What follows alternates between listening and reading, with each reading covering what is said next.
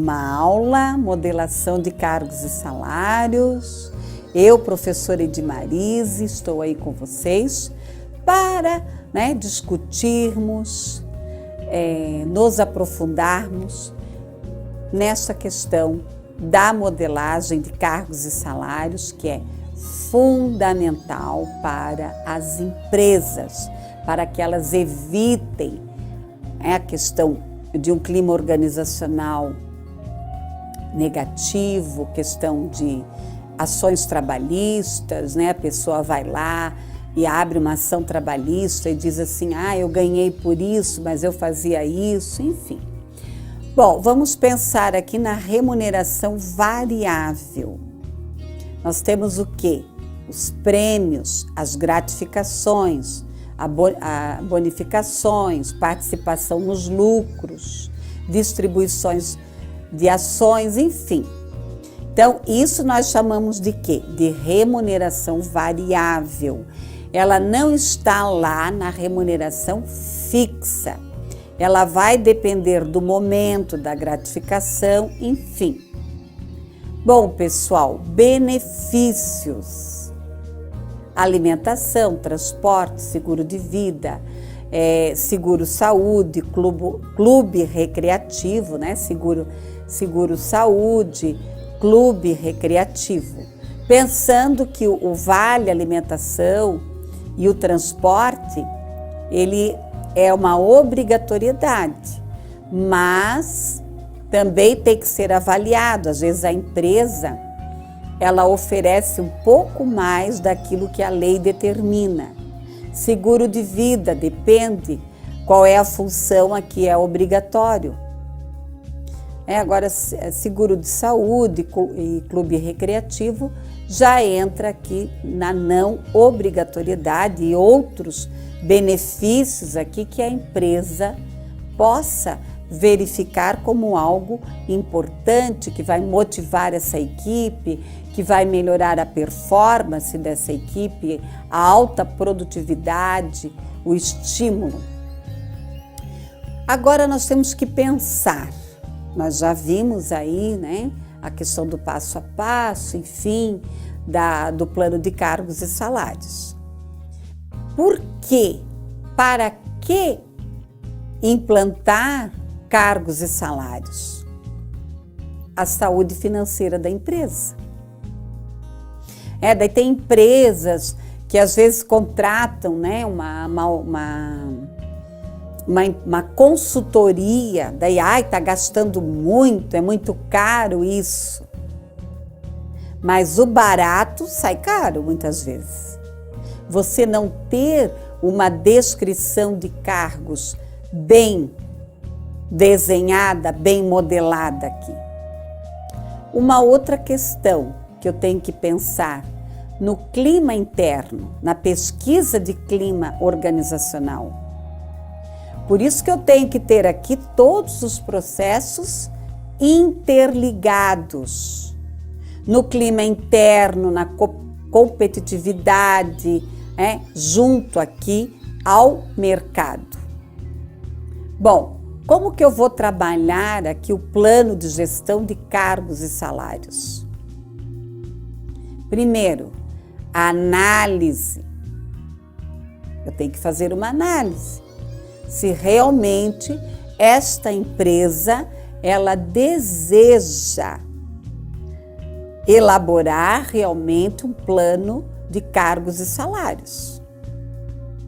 Pensar no diagnóstico, no entendimento do negócio, na coleta de informações aqui, na elaboração, na revisão das descrições de cargos. Dá trabalho? Claro que dá. Aí você vai fazer toda aquela revisão, discutir com os gerentes, discutir com os funcionários, criar os comitês, dependendo do tamanho aqui da empresa. Se for uma empresa pequena, você pode fazer o que aqui? O olho no olho, trabalhar diretamente aqui com cada colaborador, com cada funcionário, você apresentando aqui os feedbacks. E nós temos que pensar, pessoal, que um plano de negócios bem desenhado, bem modelado, ele retém talentos. Ele retém os talentos também.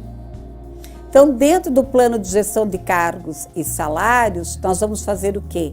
Essa análise das descrições de cargos. A avaliação e a elaboração e a estruturação. Esses 3 itens aqui são fundamentais. Bom, pessoal, então eu já tenho lá a descrição, eu já fiz toda a análise, já foram escritos lá os cargos, as funções, os benefícios, as premiações, a questão do salário, enfim. Eu tenho que pensar numa pesquisa salarial. Empresas do quê? Do mesmo ramo. Às vezes as empresas não querem passar a informação, mas hoje você encontra muita coisa na internet.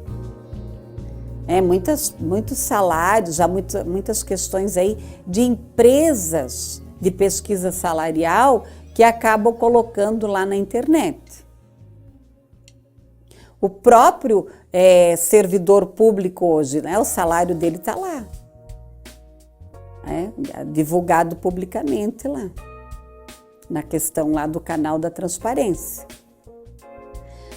Pessoal, a questão do desenho da política de remuneração. Então, a empresa, quando ela vai calcular a questão do salário lá do assistente administrativo, do analista, enfim, do técnico em informática, da nutricionista, sei lá qual é a função que ele vai buscar aqui, ele precisa fazer uma avaliação aqui de pesquisa salarial, buscar aqui um desenho da política de remuneração, ok?